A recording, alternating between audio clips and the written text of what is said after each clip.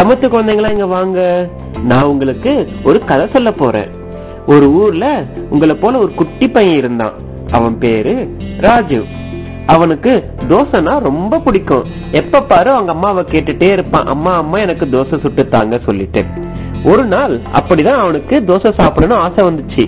திருப்பி போய் அவங்க அம்மா கிட்ட போய் கேட்டான், அம்மா அம்மா எனக்கு தோசை சுட்டு தரீங்களா? சரிடா ராஜா, உனக்கு பிடிக்கும்ல தோசை, நான் பண்ணித்தரேன், ஒரு நாள் கொடுத்துக்கோ. என்ன? ஆஹா, எதுக்கு ஒரு நாள்? ஒரு வாட்டி ஏன் நீங்க லேட்டா செய்றீங்க? எனக்கு தோசை வேணும் கேட்டா மாவு அரைச்ச உடனே எனக்கு செஞ்சு விட வேண்டியதுன்னு எதுக்கு அத நைட் எல்லாம் ஊற வச்சு ஏதோ செய்றீங்க? ஆமாண்டா ராஜா, தோசை பண்ணணும்னா அவ்வளவு நேரம் வெயிட் பண்ணணும். இன்னைக்கு மாவு ஊற வச்சு அரைச்சு அப்புறம் அது ஃபுல் நாள் நைட் ஃபுல்லா அது புளிக்க வச்சுதான் நம்ம தோசை பண்ண முடியும். அப்பதான் தோசை நல்லா இருக்கும். புளிக்கிறதா? புளிக்கிறதுனா என்ன? புளிக்கிறதுனா எனக்கு எப்படி சொல்றது?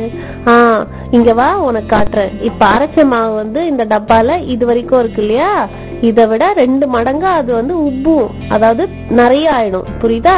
இப்ப நாளைக்கு பார்த்தோம்னா மாவு வந்து மேல இருக்கும், அதான் புளிக்கிறது. ஓஹோ, மாவு இந்த அளவுல இருந்து நிறைய பெரிய அளவுக்கு வந்தாதான் புளிக்கிறதுன்னு அர்த்தமா? ஆமாண்டா கண்ணுக்குட்டி. சரி. ராஜு அந்த மாவையே பாத்துட்டு இருந்தான். என்னடா மாவு இன்னும் அதிகமாவலையே அளவுல, அப்படியே இருக்கு. ரொம்ப நேரம் யோசிச்சுட்டு இருந்தான். பக்கத்திலேயே உத்து உத்து உத்து உத்து பார்த்தான், ஒன்னும் அதிகமாகல. உடனே அவனுக்கு அவங்க மிஸ் சொல்லி கொடுத்த கதை ஒண்ணு ஞாபகம் வந்தது.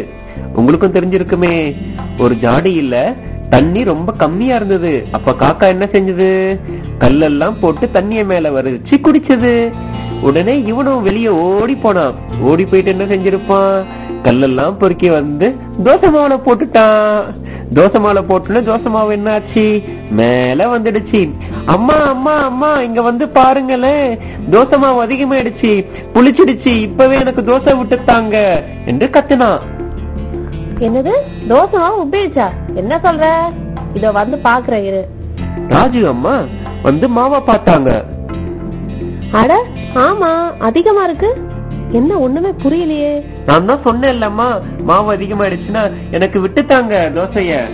இல்லடா, ஒரு நாள் ஃபுல் நைட் ஆகும் அது அதிகமாறதுக்கு. இரு, எதுக்கும் நான் கரண்டி வச்சு கிளறி பாக்குறேன். ராஜு அவங்க அம்மா கரண்டி வச்சு கிளறி பார்த்தாங்க. கிளறி பார்த்தா ஒரே சத்தம், கல்லு சத்தம். ஒன்னும் புரியல அவங்க அம்மாவுக்கு. கிளறி உள்ள இருந்து தூக்கி பார்த்தா ஒரே கல்லு கல்லா இருந்தது. டே ராஜு, என்னடா பண்ணி வச்ச? சொல்லு, என்ன பண்ண? எதுக்கு கல்லெல்லாம் தூக்கி உள்ள போட்டு வச்சிருக்க? அம்மா, எனக்கு ஒரு கதை ஞாபகம் வந்தது. காக்கா கல்லுல சரி சரி, டென்ஷன் ஆகாத, புரிஞ்சிச்சு. ரொம்ப புத்திசாலித்தனமா கல்ல தூக்கி உள்ள போட்டா மாவு மேல வந்துரும் ஐடியா பண்ணிருக்க. ஆனா இப்ப மாவெல்லாம் அழுக்கா போச்சு பாரு. இப்ப எப்படி இதை யூஸ் பண்ண முடியும்? தோசை கிடையாது உனக்கு, அவ்வளவுதான். போய் உட்கார்ந்துரு. ராஜு இதை கேட்டதும் வருத்தத்தோட திருப்பி போயிட்டான். என்ன செய்யறதுனே ஒன்னும் புரியல. நைட் ஆச்சு. அவங்க அப்பா ஆபீஸ்ல இருந்து திரும்பி வந்தாரு. ராஜு, நான் என்ன வாங்கி வந்திருக்கேன் பாரு. ராஜு சோகமாக ஏதோ வந்து பார்த்தான். அவனுக்கு தோசை கிடைக்கவில்லை என்ற ஆதங்கம், வருத்தம் ரொம்ப அதிகமா இருந்தது. இருந்தாலும் என்ன வாங்கி இருந்திருக்காரு அப்பா சொல்லிட்டு வந்து கவரை பார்த்தான். பார்த்தா உள்ள ஹோட்டல்ல இருந்து மசால் தோசை இருந்தது.